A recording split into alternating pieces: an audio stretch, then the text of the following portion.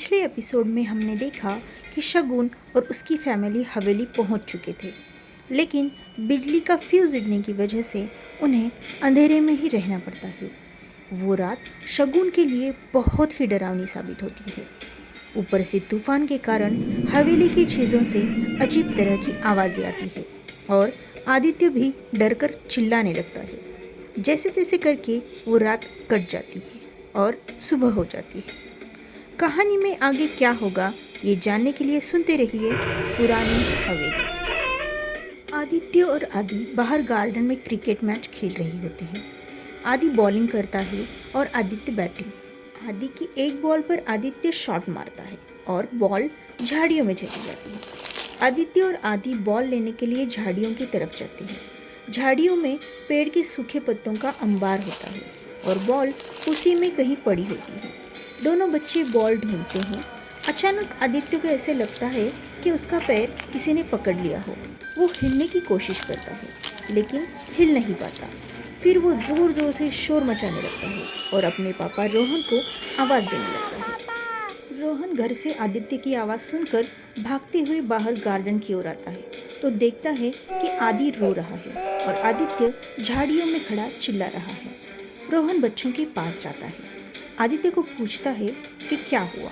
आदित्य रोते हुए कहता है कि मेरे पैर को किसी ने पकड़ लिया है। रोहन उसको अपनी गोद में उठा लेता है और रोहन बोलता है, बेटा कुछ नहीं हुआ है, सब ठीक है। आदित्य बोलता है, पापा सच में मुझे लगा कि मेरे पैर को किसी ने पकड़ लिया हो। रोहन दोनों बच्चों को चुप करवाता है और हवेली ले आता है। बच्चों के कपड़े खराब हुए होते हैं। रोहन बच्चों से कहता है कि वो नहा ले और खाना खाने के लिए आ जाए। आदित्य नहाने के लिए बाथरूम जाता है और नहाने लगता है।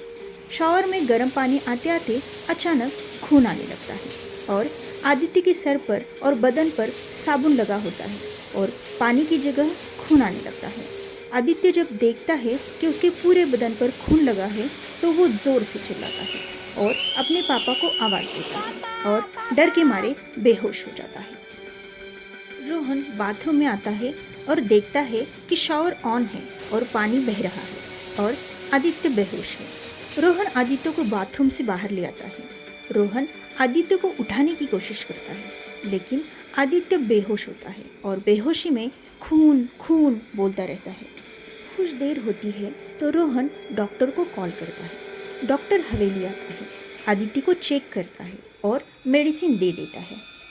जाते जाते डॉक्टर रोहन को कहता है कि आप हवेली छोड़कर चले जाओ, यहाँ कोई सेफ नहीं है। ये कहकर डॉक्टर चला जाता है। थोड़ी देर बाद आदित्य को होश आता है तो रोहन पूछता है, आदित्य क्या हुआ, तुम बेहोश कैसे हुए थे? तो आदित्य कहता है, मैं नहा रहा था, अचानक शॉवर से पानी की जगह खून आने लगा। रोहन कहता है, बेटा वहाँ खून तो था ही नहीं, तुझे कुछ गलतफहमी हुई हो। मैं आया तो वहाँ शॉवर से पानी बह रहा था। आदित्य रोने लगता है और बोलता है, पापा यहाँ नहीं रहना हमें, प्लीज़ घर वापस चलते हैं।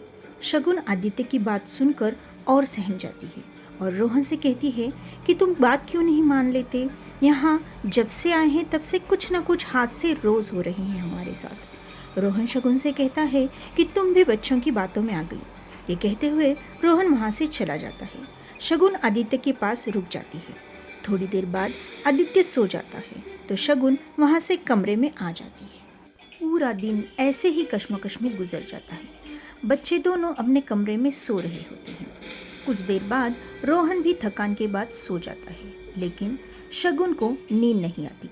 शगुन अपने कमरे में लगी तस्वीरों को देखती है जो उसके बिल्कुल सामने होती है। वो तस्वीरों को देखती रहती है तो उसे महसूस होता है कि वो तस्वीरें उससे कुछ कहना चाहती हो और उस तस्वीर में से वो शख्स उसके सामने चला आ रहा हो। फिर अचानक बिजली चली जाती है। कमरे की खिड़कियां हवा की ज़ोर से खुल जाती हैं और हिलने लगती है। सर पर लगा झूमर भी ज़ोर ज़ोर से हिलने लगता है, मानो ऐसा लग रहा हो जैसे अभी झूमर शगुन पर आ गिरेगा। शगुन को अजीब अजीब सी आवाज़ सुनाई देने लगती है।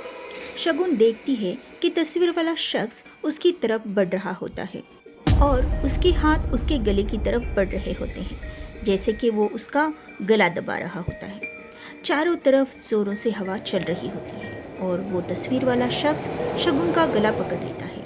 शगुन की डर के मारे आवाज़ नहीं निकलती है। शगुन की आंखें बाहर आने लगती हैं। आवाज़ रुक जाती है, पलंग जैसे हिल रहा हो और वो उसकी जान ले रहा हो। शगुन हाथ पैर जोर जोर से हिलाने लगती है। अचानक जोर से चिल्ला उठती है, बचाओ! और इतने में रोहन नींद से उठ जाता है।